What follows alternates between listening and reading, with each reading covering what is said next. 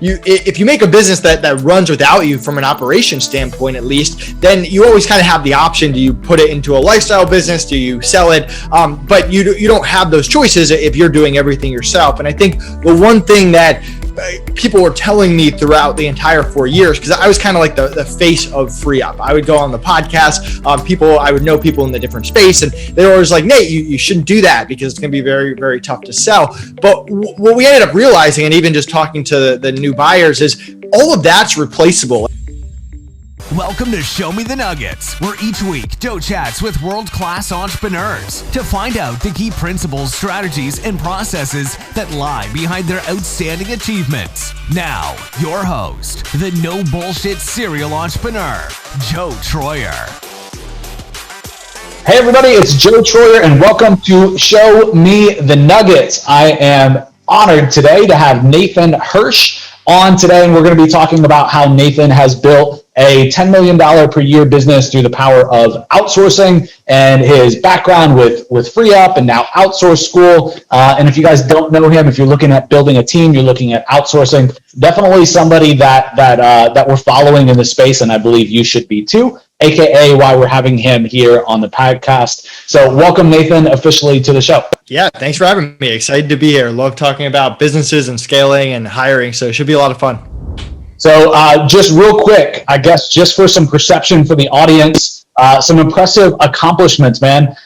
Sold FreeUp for $10 million, our team found out. You built a $22 million company at 22 years old, and you sold over $30 million in the Amazon market. Man, that's super impressive. Yeah, thanks. It's funny. I kind of got into being an entrepreneur just because I didn't want to get a real job after college. I had done some internships and worked for other people, and I realized it wasn't for me. So I started hustling when I got to college, started selling textbooks, eventually got into Amazon, and through a lot of trial and error, figured out that I was decently good at selling baby products on Amazon. So scaled that business, but I always ran into hiring issues. I mean, being a 20-year-old, no one in the real world really took me seriously.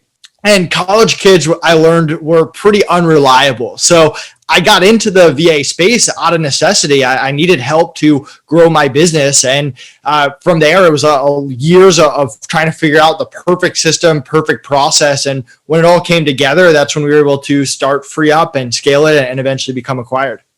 That's fantastic, man. So before getting into FreeUp, what were the things that you were outsourcing mostly or having VAs work on in the business? Like, where have you found success yourself? Yeah, so we started off with customer service of my Amazon business. So we were drop shipping from other manufacturers. We weren't using Amazon's warehouse. So there was an extra level of customer service support that we essentially had to be on Amazon's level of customer service while not using all of their resources. So we had to train very high level VAs to handle all sorts of different returns going back to different manufacturers. From there, we had them do inventory, and there wasn't a lot of Amazon software back then. This was 2009 to 2014. So there wasn't even the Helium 10s of the world, a lot of the popular softwares now. So we really optimized all the different operations of this Amazon dropshipping business, had a lot of trial and error, lessons we learned along the way, a lot of stuff that we teach today. But that was really the start of it, was optimizing this Amazon business.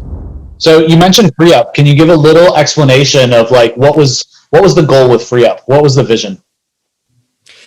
Yeah, so once we had come up with a really good hiring process, it worked. We knew it worked, but it just took too long to post a job on Upwork or Fiverr. We'd get 50 people to apply. We'd have to go through and do 10, 20, 30 interviews. And we kept looking for a marketplace that would just provide us 1 to 3 people that were already vetted, that would save us a little bit of the work. We still wanted to put them through our interviewing and onboarding process, but we wanted to save time and we wanted protection. We wanted a marketplace that was held accountable if something went wrong, that would have good customer service, that if someone quit, they'd cover replacement costs and lower the risk on our end, because turnover is an absolute killer when you're a small business. So we kept looking and looking, and when we couldn't find it, we said, you know what, we'll build this ourselves. And we created a marketplace that pre-vetted people, matched them up quickly, had great support, had a no turnover guarantee, And we really started leasing out our virtual assistants. We had this very seasonal e-commerce business, so we didn't need people, all of them full time.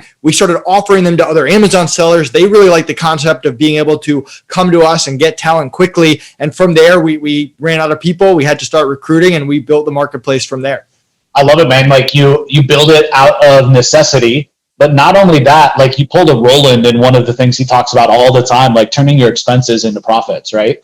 You figured out how to take your seasonal business and take the cost that you had associated with your team and your VAs that were not really doing much because it was seasonal, and figured out how to turn that actually into a profit instead of an expense, and build a whole brand new business and opportunity in the meanwhile. Yeah, absolutely. I mean, we built this business FreeUp to 8 figures, but we did it only hiring people from FreeUp. So the same way that people would go in and get VAs and freelancers, we were doing the same thing. So we almost got like the 1% of the 1%. We used that, and we grew all our teams from marketing to lead generation to customer service with virtual assistants from our own platform. Hey, real quick, before we dive into the rest of this episode, real quick, I promise my team and I would like to personally thank you, our audience, yes, you listening right now, for all the amazing support that you guys have been giving the podcast. The growth has been just crazy,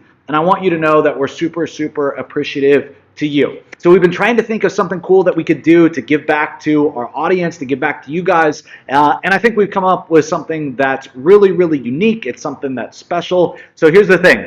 The team here at Digital Triggers, my own little team here, has decided that we're going to give away a gift pack that includes our top-of-the-line resources to sell SEO, right? We know that so many of you guys out there are agencies.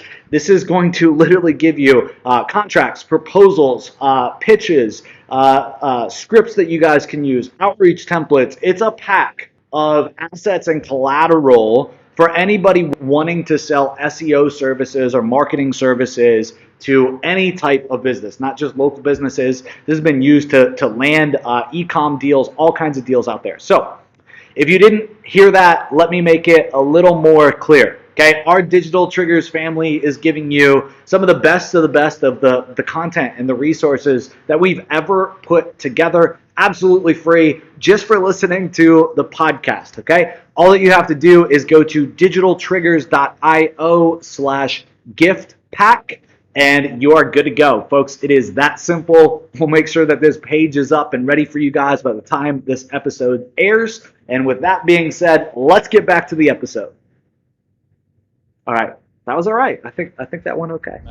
At the end of the day, what do you think was the like 80-20 in getting FreeUp to really become successful in what I would say is like a really competitive space, right? Like there's no shortage of hiring services or hiring platforms out there? Yeah, it's a good question. I mean, we really tried to focus on pain points, and the same pain points that I had, other people had too. They didn't like the other platforms because they took too long. They didn't match people up quickly. The support was bad, or they had a bad customer service experience, or they didn't have any protection. So we really played off that and doubled down on that. And once people started having that incredible experience, we set up a referral program early on where people would get 50 cents for every hour that they billed to someone they referred, that we billed to someone they referred forever. So that kind of hit the ground running and gained momentum on the spot. We had people going to conferences and telling other people about FreeUp. And then from there, we added podcasts. And obviously, I go on podcasts even now. I think they're a great way to grow your business and network with other people. And it leads to a snowballing effect and all that. And then affiliates. We went after influencers. We said, hey, we're going to target the e-commerce space. We're going to target the marketing space.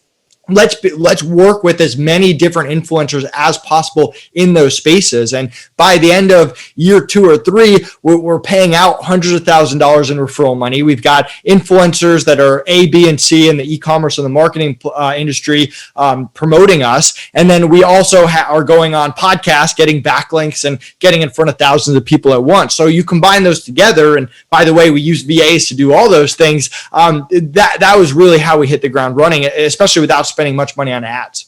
That's awesome. So fast forward then, how did the sale up of FreeUp materialize? Were you guys looking to exit? Did it just kind of stumble Did you guys stumble into it or just kind of walk into it one day? How'd that actually end up happening?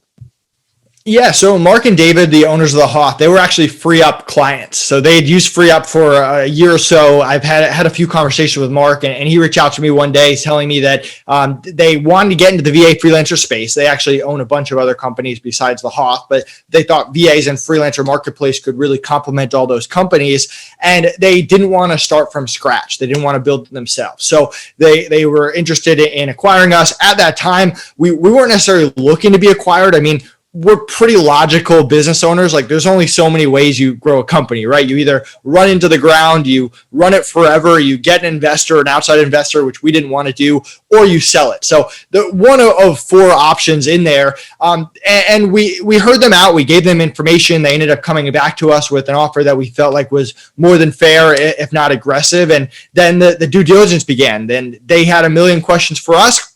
We had just as many questions for them. I mean, we wanted to make sure that we were selling it to someone who was going to take really good care of our team, our clients, our reputation, that wasn't going to drive FreeUp into the ground, because it's a company that we continue to love to this day. And so from there, that's really how it got off the ground. That's awesome, man. What do you think is the most valuable advice that you could give to yourself or to another entrepreneur after going through that and going through the sale of FreeUp, as you actually got to experience that firsthand? So this was actually the advice that someone gave me, and I think we did a pretty good job of it. It is trying to stay focused and act like the business is not going to sell.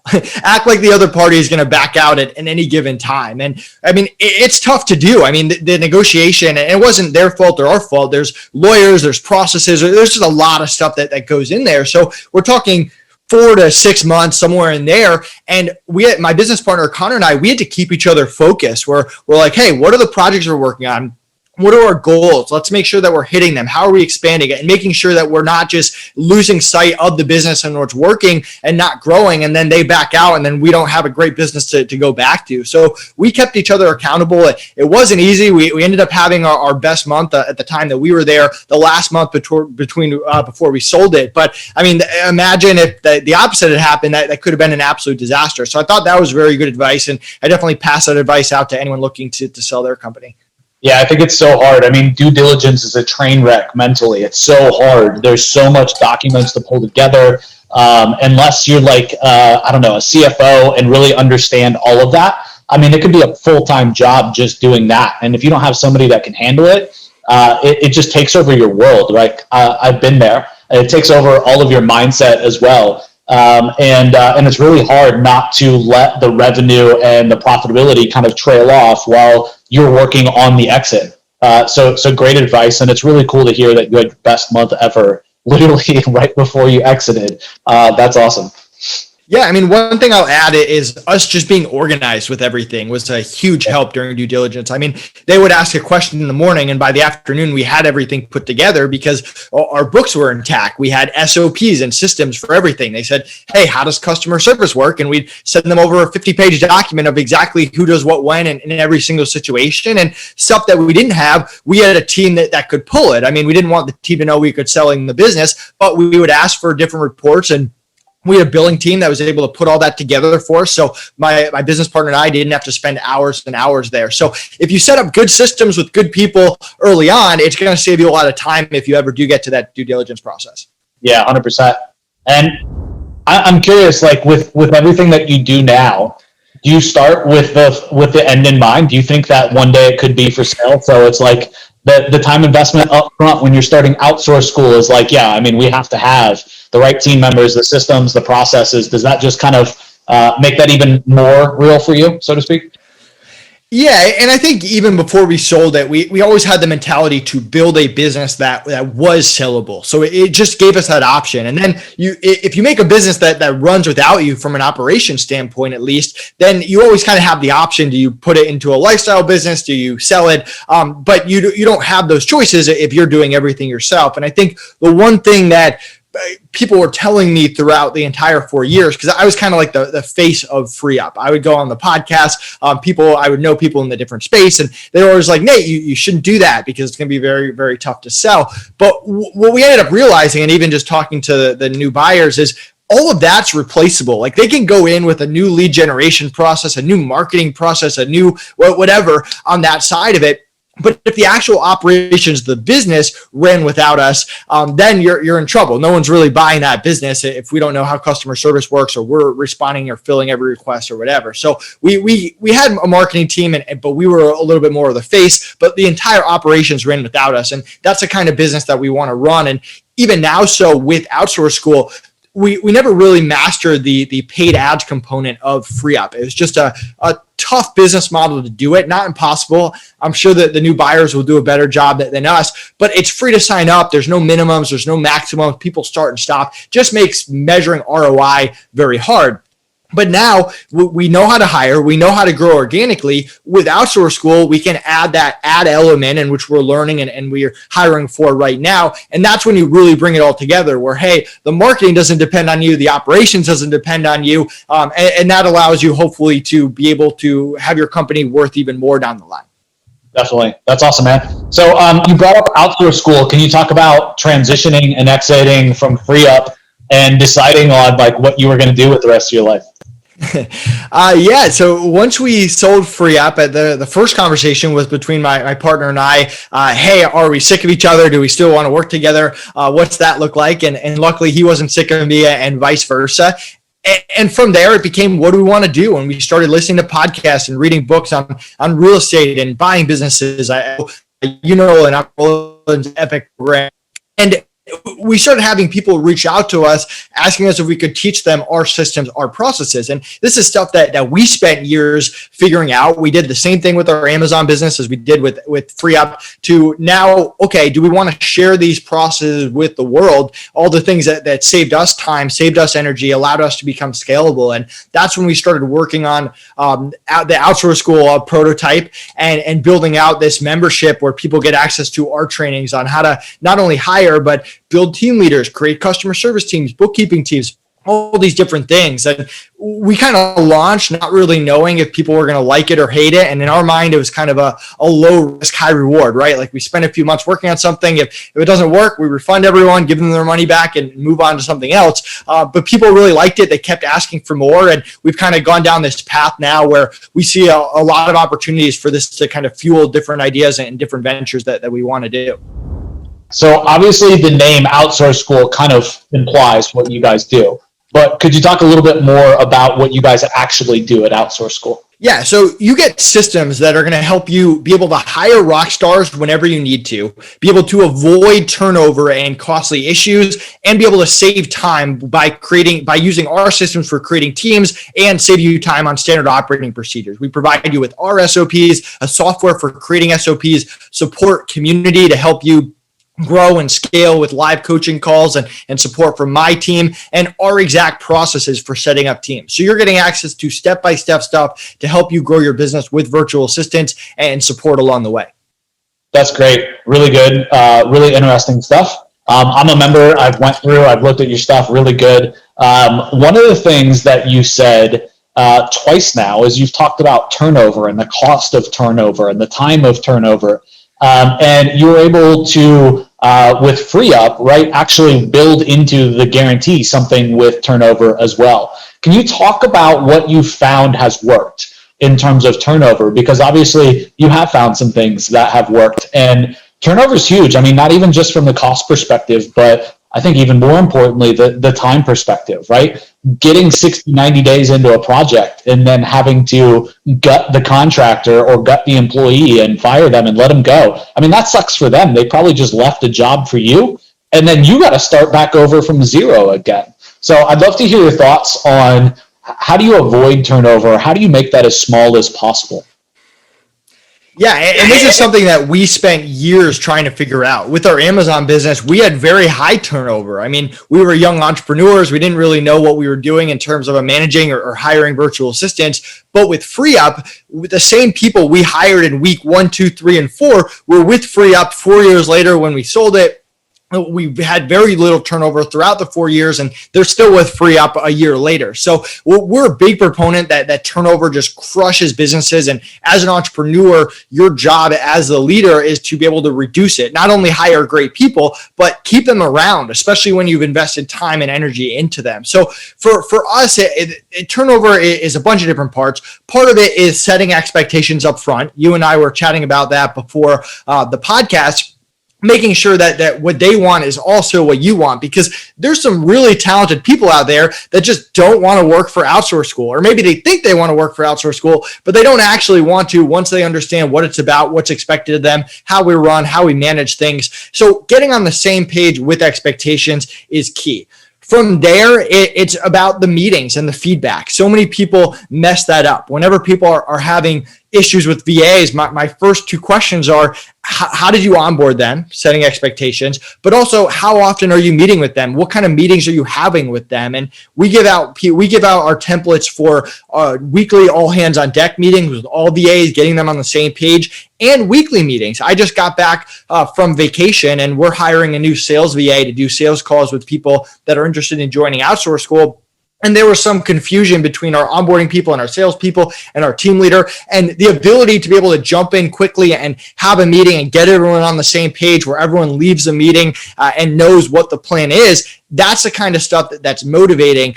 And then the last factor is what we call our B.A.R.F Method, which is a funny acronym, but we couldn't get it to spell anything else. And that's getting them to buy in, show appreciation, build a relationship, and create a family. And when you do those four things, and this isn't rocket science, it's not something you have to do 10 hours a day. It's small actions you can take throughout the day, or at meetings, or once a day, or signing off before the weekend, to get them to buy into what your company is doing, show them that you appreciate their work and not just talk to them whenever they make a mistake.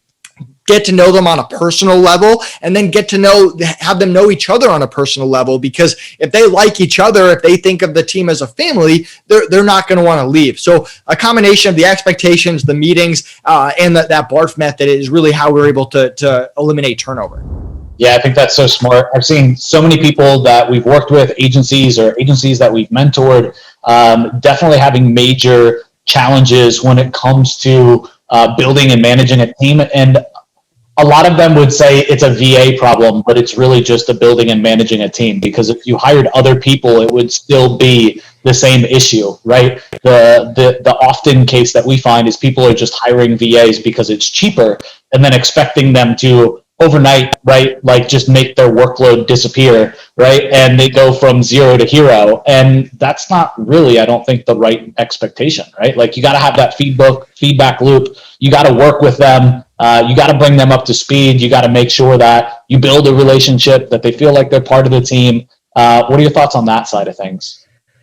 Yeah, so to kind of give a background, I never had a real job after college. So I had some internships, and during the internships, I had some managers that were not the best managers in the world. But as a young person, I didn't know that that's not how you manage people. So I took a lot of those tactics and applied them to my Amazon business. Well, the result was I stressed everyone out. They didn't like working for me. They quit, and we had lots of turnover. And like you said, it was very easy to blame other people. Oh, no one's reliable. Like, it's impossible to hire, whatever the excuses are. But what ended up changing my mentality is I did an exit interview, and I don't know if you've ever done an exit interview before. They're incredibly uncomfortable, but they're worth doing. And so we sat down with someone who had quit on us. It was like the third consecutive person to quit for a position. And we just asked for feedback. And this guy hit me to the core. He told me everything that was wrong with my management style, with how we run meetings, with how we communicate, with how we set expectations, all the stuff that we were doing wrong that now we've mastered. And the last part of it always kind of stood out to me. He said, this is the first time in X amount of time he had been with the company that we had actually asked him for his feedback and asked him for his ideas. So, I mean, I should have written that guy a check right there, because that information saved me thousands of dollars, hundreds of thousands of dollars over the next few years, hiring and actually retaining talent. But you really do have to look in the mirror as an entrepreneur and take responsibility and figure out what parts can I change to reduce or eliminate turnover, because there's a lot of people with not unique business ideas. We live in the world of agencies and Amazon sellers and all this stuff, but they're able to grow because they hire good people and they keep them around. And that's really what the key is, where other people will stutter because they just keep hiring for the same positions over and over and over again without making any changes. 100%. Yeah, that feedback loop doesn't exist, and they just keep running into a brick wall repeatedly, right? Exactly. What's the Albert Einstein quote? The definition of insanity is doing the same thing over and over and expecting a different result. Yeah, that's great. Exactly. With working with FreeUp and also with Outsource School, when you're working with agencies or marketers or businesses, what are the first couple of hires that you recommend, or what's the first hire that you would recommend when somebody comes to you and they're like, "Hey, Nate, I saw you on a podcast. It was great. I'm definitely feeling overworked. I have some budget, right? I could hire a VA or two." I feel like I get that question a lot when talking about bringing on people. Like, where do you advise them to start? Yeah, and one of the cool things we added recently to Outsource School is anyone that signs up, and I think you probably signed up before we implemented this, but they get an onboarding call with VAs from my team that help them map out a roadmap because everyone's a little bit different, right? Like we get people that have never hired a VA before, and we just got to get them to hire one person, get 5 hours a week back, see what that changes in their life and their business, and then they can expand out from there. Other people, they might have U.S. employees and they know how to hire, but they've never hired VAs before. So then it kind of comes down to, are you trying to get your time back and get operations, stuff like billing and bookkeeping and stuff like that? Or are you going more growth? You already have the operations in place and you want to hire VAs to do lead generation, to get you on podcasts, to find influencers, to build your partnership program. So part of it, and some people need both, and other people just need to start with one and then move to the other. So everyone's in a different place. It's tough to kind of answer that overall question. I will say that personally, my two hires for every business that I start is someone to do my bookkeeping, my billing, and my reports so that I don't have to do that. And if I did it, it would just get done incorrectly anyway. So I want good control of my numbers from day one, and a VA to be my VA, to work out of my inbox and clear my emails before I mess up so that I can focus on what I should be focusing on and not have the distractions of making bad decisions with numbers or being in my inbox 10 hours a day. I love your feedback. I think it is down to everybody, has to make a decision for themselves. But what you just said, I think is speaks to me a lot. I feel like when I first started outsourcing, I was really obsessed with they got to be able to get an end result and they got to be able to pay for themselves. And I was more obsessed with that than figuring out how to take things away from me, right? And to free up my time and my energy and my mental space. And one of the shifts I've made lately is an EA, an executive assistant, right? Where it's just my personal VA, like you said, right? She handles the calendar, she handles my emails, she starts our meetings and kind of runs the meetings. And that has made all of the difference in the world to like my lifestyle and my quality of life. So really interesting that you said that. And then, yeah, billing is super important as well. I don't have a VA for that, but I like that recommendation though too. Yeah, it's fun. Like once you start hiring VAs, your brain just starts running with all the things that you can hire VAs for. And there's a certain trial and error component too. Like with lead generation, you might not hire a VA and get leads on day one, but if you have them running behind the scenes for $10 a day, 2 hours a day, whatever it is, trying different things, eventually you're going to come across something that works. And we like doing a little bit of experimentation along with the stuff that we know we need to hire for. Yeah, I love that. Experimentation is a cool idea too. Awesome. We've talked a lot about FreeUp. We've talked about Outsource School. I'd love to ask you, like, what's in the future, right? Where's your head at? Where's your mindset at? Where are you guys trying to go as a company and you as an individual as well, Nate? Yeah, so I think we can go a lot of different directions here. I mean, right now we're focused on Outsource School and growing that. We have our software, Simply SOP, which is the tool for creating and sharing SOPs, and we actually include that with Outsource School. I think there's potential for us to get involved in different businesses and actually help them set up VA teams. I know I've been in Roland Fraser's Epic group, and we talk about buying businesses, getting equity in business. So I think we have a little bit of work to do on Outsource School and just perfecting the whole funnel and the message and everything. going like any year one of any business. But I think at some point we kind of get to that point where, okay, what can we do in addition to help our community, help the Outsource School members that want that? And yeah, I'm not sure where the world will take me. I mean, if you asked me 10 years ago if I'd be selling baby products on Amazon, I probably wouldn't have believed you. And if you asked me 5 years before that if I'd be running a freelance marketplace, wouldn't have believed you. Or even a year ago if I would have sold FreeUp and be moving to something else. So life is a funny way of taking you in different directions, but I kind of like the trajectory that we're on and the space that we're in. Awesome, man. So in terms of parting shots, anything that you think we need to share with the audience in terms of outsourcing best practices or don't do's, or anything that maybe I didn't cover, I didn't ask, or we didn't get to cover? Yeah, I mean, I could talk about this for an hour, right?